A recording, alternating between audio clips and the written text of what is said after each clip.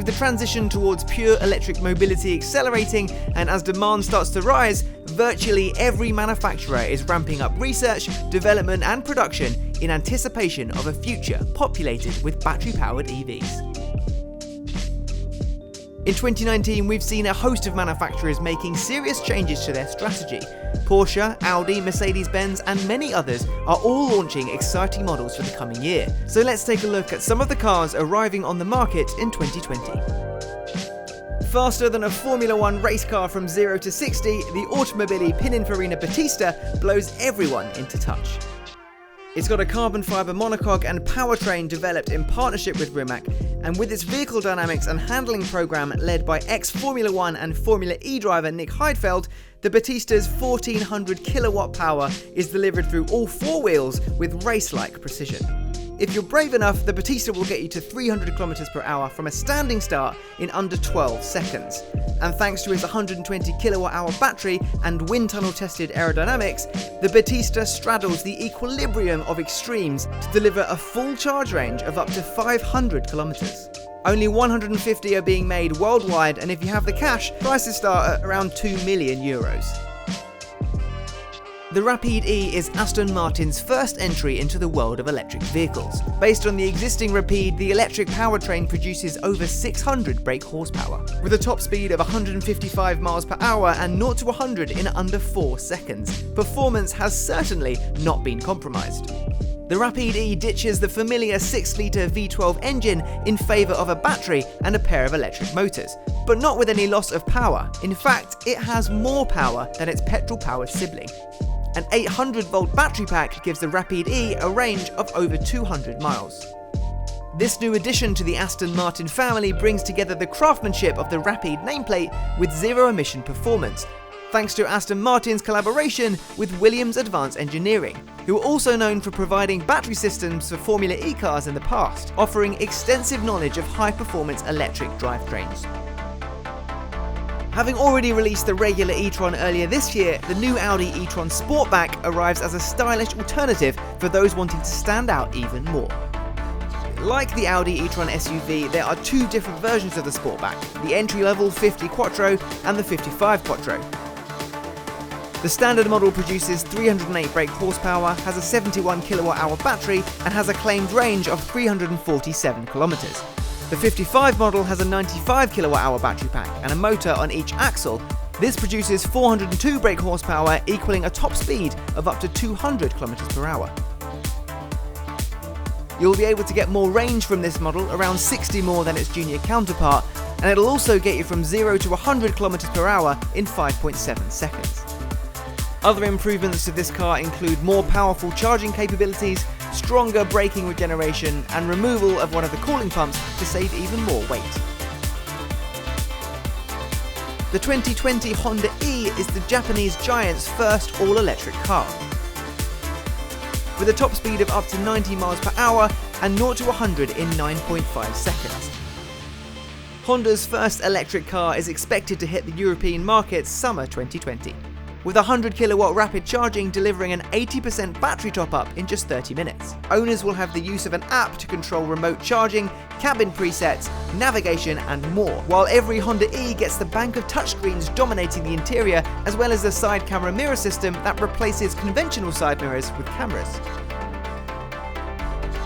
The Polestar II, Polestar's second edition model, is expected to go on sale next year. It has two electric motors mounted across both axles for four-wheel drive and a 27-module 78 kWh battery pack integrated into the floor, with Polestar targeting a WLTP certified range of 311 miles. The Polestar 2 is a 5-door saloon built on Volvo's new all-electric CMA platform, with 402 brake horsepower reaching 0 to 100 in less than 5 seconds. The first cars to roll off the production line will come equipped with both the Pilot and Plus packages as standard, including semi-autonomous pilot assist, adaptive cruise control, lane keeping assistance, and a 360-degree top-down camera. Next up, the all-electric people carrier from Mercedes-Benz, the EQV. Likely to be on sale in early 2020, Mercedes-Benz claim that the EQV should be able to go up to 400 kilometers on a single charge. An impressive feat considering the EQV weighs a massive 3.5 tons. Using the fastest chargers, the EQV can be charged to 80% capacity in about 45 minutes. Using an 11 kilowatt domestic charger or public charging station, that time rises to around 10 hours. Prices are expected to start around the £62,000 mark, which is substantially more expensive than the regular V-Class upon which the EQV is based, but still a lot cheaper than something like a Tesla Model X.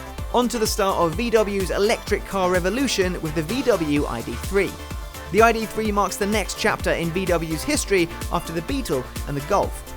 3 versions of the ID.3 will be offered, each driven by a rear-mounted electric motor.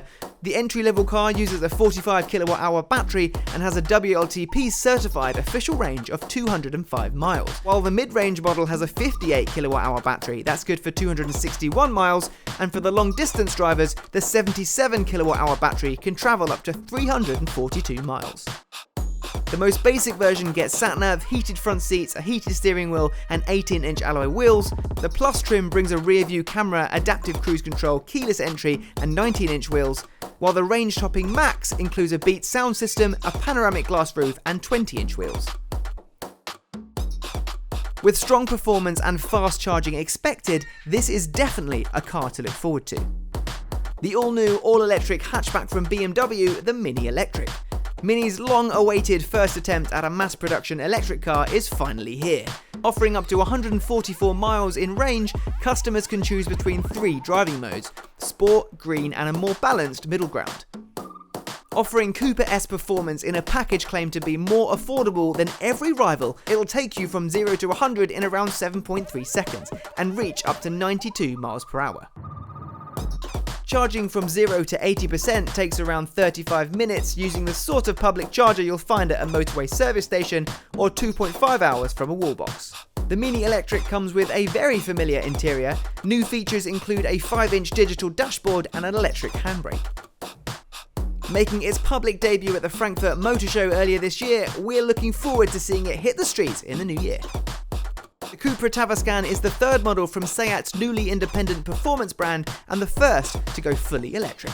Generating its power from 2 electric motors putting out 302 brake horsepower, the Tavis Kan can sprint from 0 to 100 in around 6.5 seconds. Likely to be on sale from mid-2020, the Tavis Kan has a 77 kWh battery taken from the largest capacity version of the VW ID.3, enabling a range of up to 279 miles on a full charge. The interior features bucket seats, Alcantara upholstery, and a 12.3-inch display serves as the driver's instrument cluster, which is flanked by an even larger 13-inch panel.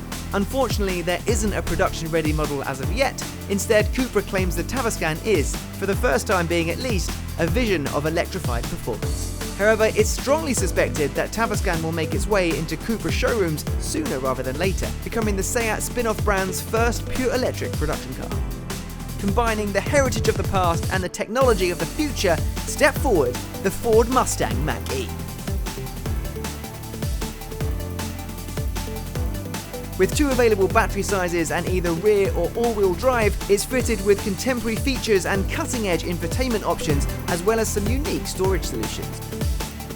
It's going to be available with either a standard range 75.7 kWh battery or an extended range 98.8 kWh pack. The extended range pack combination creates all-wheel drive, and on the sporty GT model, the motors combine to make 459 brake horsepower and 612 pound-foot of torque. Ford claims this will send the Mach-E from 0 to 100 in less than 4 seconds. Every Mach-E comes out of the box with a Ford mobile charger that can add up to 30 miles of range per night with a 120-volt outlet, and up to 80% of battery life overnight with a 240-volt outlet. Despite the backlash surrounding the naming of the Mustang, Ford revealed they were enjoying a good response from customers in the United States, with the company announcing that all first edition models are now sold out. Lotus has begun testing its £2.4 million Via hypercar last month, making it even more likely that we'll actually see it on the road by the end of next year. It's expected that Lotus will only produce around 150 models, and if you want one, the deposit is looking to be in the range of £250,000. Sci-fi looks and equally outrageous performance, Lotus are targeting a power output of around 1,973 brake horsepower. It has a claimed range of up to 250 miles, and its creators are targeting a sub 3 second 0 to 100 km per hour. And finally, debuting the same year as the Tag Heuer Porsche Formula E team, the Porsche Taycan. The Taycan Turbo can reach 0 to 100 in an impressive 3.2 seconds, with the 761 brake horsepower Taycan Turbo S does the same in just 2.8 seconds. 2 electric motors, one on the front axle and one on the rear, meaning the car is 4-wheel drive. And with the help of Porsche's Torque Vectoring Plus system, this can vary the power that goes to each individual wheel, giving the Taycan more stability and grip. It's the first production car with an 800-volt electrical system and has a claimed range of 279 miles, while the more powerful Turbo S can go 257 miles. This isn't just Porsche throwing a battery in a car to join the EV world. What they've created here is a high-powered, intelligent performance car with everything that comes with the Porsche badge and heritage. An exciting year of EVs ahead of us. Let us know what car you're looking forward to seeing the most in 2020 in the comments below.